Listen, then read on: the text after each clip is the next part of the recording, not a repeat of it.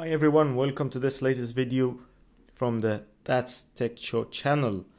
I'm very excited to share with you my impressions of the TicPods 3, which is an AirPods rival by Mobvoi. Just graduated from Indiegogo and currently available in stores. I was lucky enough to participate in the Indiegogo campaign. I paid for this navy color, this really cool navy color. It just arrived this week. I've been using it for 3 to 4 days now, and I would like to give you my my impressions of it. Are they really worth their price? Currently sell for £120 here in the UK. I think they're available on Amazon. Cheaper than the Apple AirPods, and they offer a good alternative on Android. But let's see how the experience has been so far. First impressions. This is the navy blue color. It comes in this nice charging box. You can see here the light indication for charging. Quality, I must say, is actually quite acceptable. No complaints about the quality. They fit really nicely in my ears, never dropped them. Sound quality has actually been surprisingly good. I was a bit skeptical of how this will turn out, given that it's their first foray in earpods as far as I know.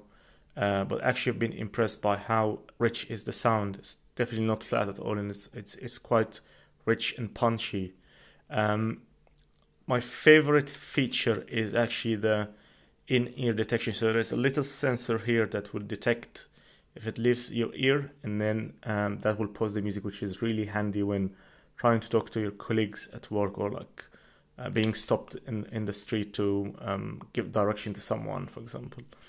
Probably you're wondering how easy is it to pair to Android devices. I tried it on my current daily driver, which is the Samsung A7, and they really work flawlessly.